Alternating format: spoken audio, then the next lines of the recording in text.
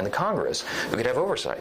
The problem is, for decades, as we know, we haven't been able to do that job well, because even though we requested the data and requested the insight, it was hidden. How many of you know that bureaucracy was not forthcoming, right? They're not transparent. That's the whole point. That's the problem. That's the deep state we talk about.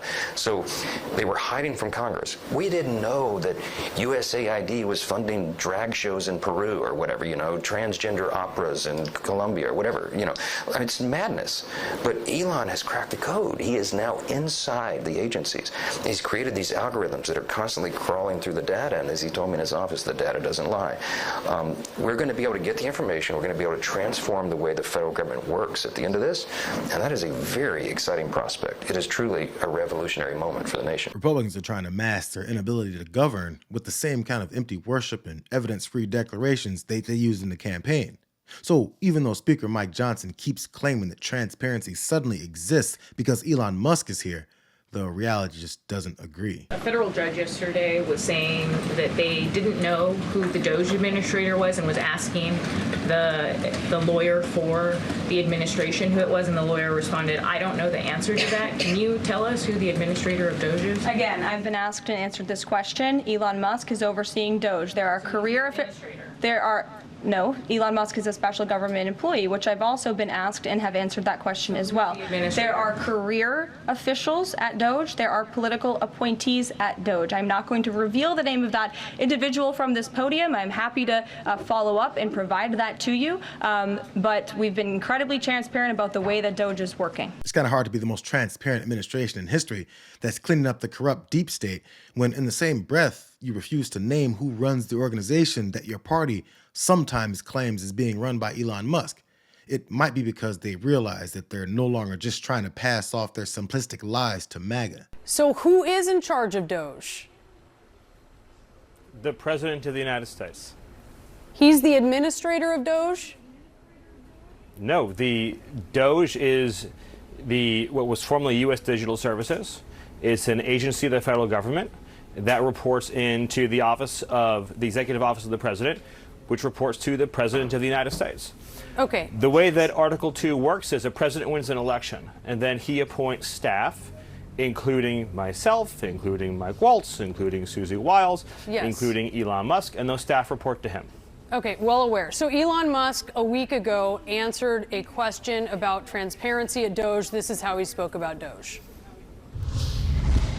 Well, we actually are trying to be as transparent as possible. In fact, we post our actions to the Doge handle on X and to the Doge website.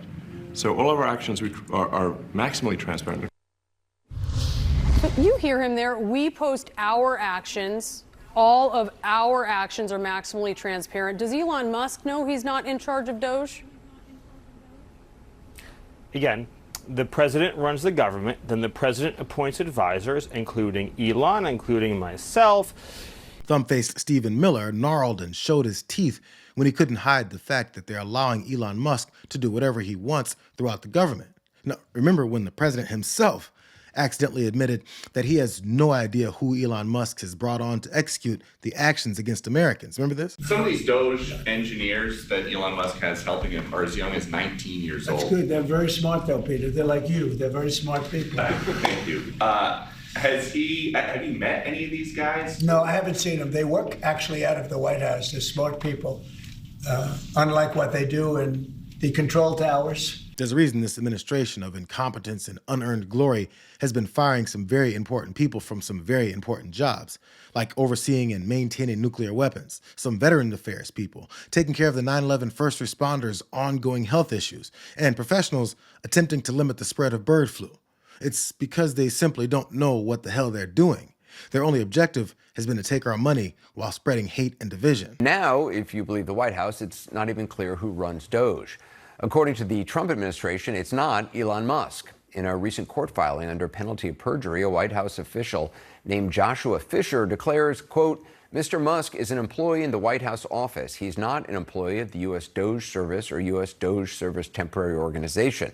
Mr. Musk is not the U.S. Doge Service Administrator. Back to the question of who runs Doge, though, and that court document claiming that it's not Elon Musk, here's what the White House press secretary says. This affidavit actually says he doesn't work for Doge at all. So what is his role at Doge? Sure, I'm happy to clarify.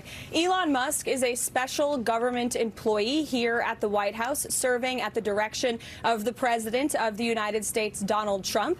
Elon Musk has been tasked with overseeing Doge on behalf of the President.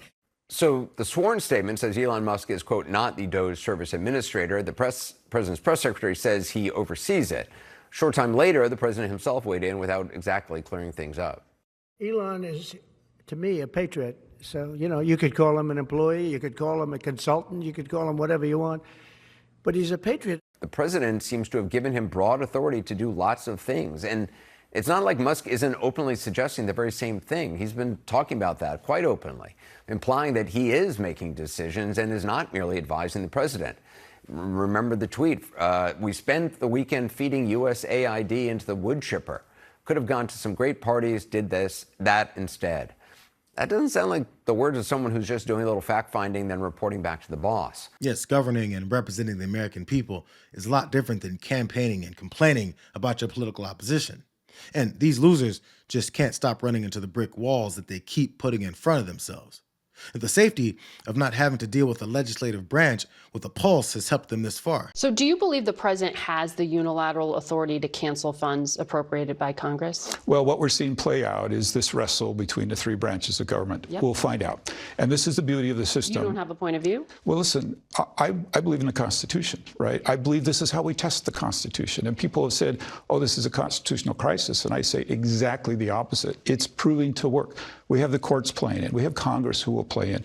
We have the ability. I think we hold a lot of responsibility for what's happening right now. We could solve the budget as Congress. We could solve the border, and we haven't. And both parties, when Congress doesn't do their job in the White House, have a tendency to try to solve it. Let's let this play out by the Constitution, and then Congress, let's step up. Right? We need to do it. I'll be the first to say this is a problem the Congress is, in many cases, has given the American people. He says, we'll find out. This sorry excuse for a senator is waiting on our system of government, which he has sworn to serve and protect, to do something about a fascist-minded president that's doing everything he can to violate it. Yo, bro, you're part of our Constitution that's being tested. And right now, you're telling everyone that you're failing at your job. You're part of the waste, fraud, and abuse that Elon isn't looking for, because you're useful to his goals of pillaging the country. So yes, men like Senator John Curtis are the reason that the worst people in power have decided to fully take the masks off and let Americans know just how much they despise us, because they think they have it all wrapped up. You can protest all you want outside of departments of this government. You can protest all you want, but the American people disagree with you. You're protecting the bureaucracy. The bureaucracy is not a business. Those are not real jobs producing federal revenue. By the way, they're consuming taxpayer dollars. Those jobs are paid for by the American tax people who work real jobs, earn real income, pay federal taxes, and then pay these federal employees. Federal employees do not deserve their jobs. Federal employees do not deserve their paychecks. That says that Americans love Doge because watching Trump slash federal programs knowing it doesn't affect you because you're not a member of the parasite class. Mr. Chairman, is the mom who just gave birth and is on Medicaid a parasite? I don't believe you mean that seriously, because you, as my neighbor living in the broader region of West Texas and eastern New Mexico, know better than to think I would ever refer to a fellow American as a parasite. Exactly. And that's why we cannot stand when the person who is behind some of these cuts believes that those who rely on federal programs are parasites.